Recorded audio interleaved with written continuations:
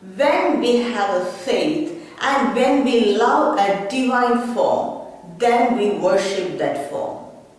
So worship is based on faith. When we have a faith, we worship that form. The way we choose to worship and the form we choose is based on our faith. And faith leads to understanding of that divine form. Faith and knowledge cannot be separated. When we hear about a divine form and when we have faith in those words, then it becomes knowledge. If we do not have a faith, then those words are merely they are just a sound. They won't become knowledge. So faith and the knowledge cannot be separated, they always go together. So we must be very careful from where this knowledge comes. If it is based on the scriptures, then the scriptures are tested over time and it is applicable to all. So we believe the scriptures. If they are the experiences of other people, then it may work out for them, it may or may not work out for us. If it didn't work out for us, then we completely lose faith in that divine form.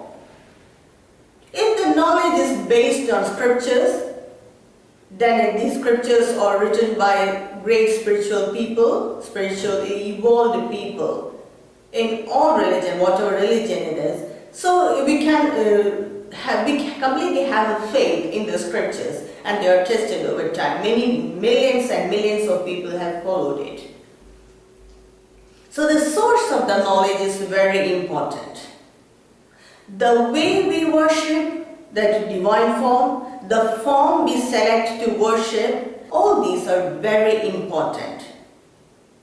The mentality or the attitude of our worship depends on our knowledge, our experience and our karmic influence.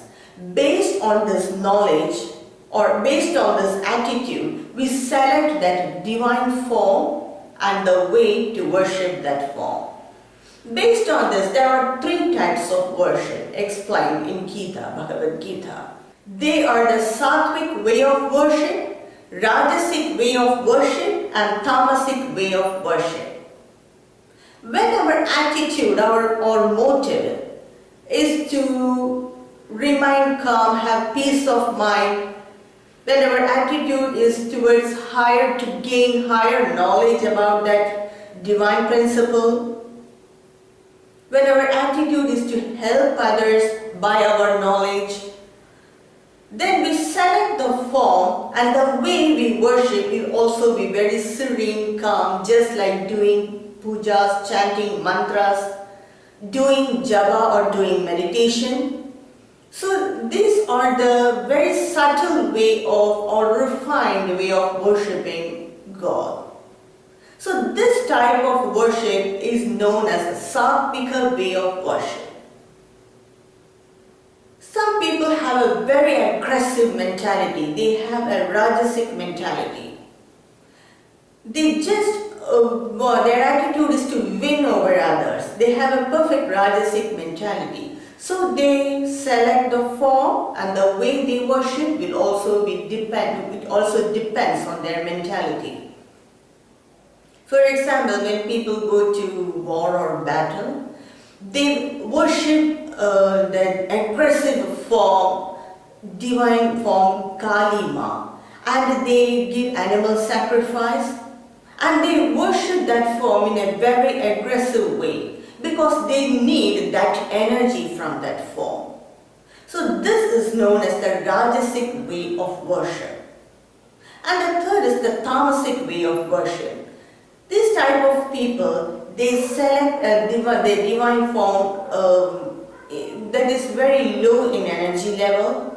They may worship the spirits or some low level energy form. And the way they worship also, they give sacrifices to that divine form. They offer them meat, toddy or cigars. And they worship these forms for completely egoistic or for self-centered purpose. So this type of worship that is low in energy level is termed as tamasic way of worship. This type of worship makes them more and more aggressive, more and more egoistic and self-centered. They do not understand the universal non-dual principle. They do not accept the mentality of other people, and they are self-centered. So these are the three forms of worship. That is the sattvic way of worship, rajasic way of worship, and tamasic way of worship.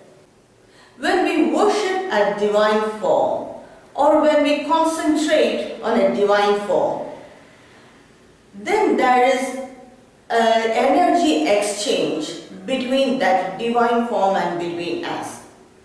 So when we worship a divine form with high vibrational energy, pure, subtle and serene, then the energy exchange from between that form and between us is of very high level. It evolves us to the next higher level. It gives us mental purity. It helps us to understand the divine principle more quickly. But when we worship a lower form, just like worshipping the spirits and all that, then the energy exchange between that form and between us is very low level. So it takes time for us to understand the purity of the divine principle or the complete divine principle.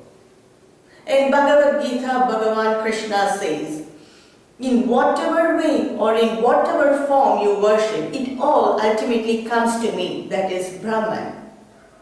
But depending upon your attitude, the way you worship and your motive, it takes time to reach me. So whatever form you worship, it is all the expression of the non-dual principle. But the difference is some forms have high energy level and some have low energy level and some have that purity, that vibrational energy will be very high. So ultimately all forms of worship or all way of worship ultimately reach the non-dual principle Brahman, but depending upon our attitude, we take time to understand this. Thank you for watching.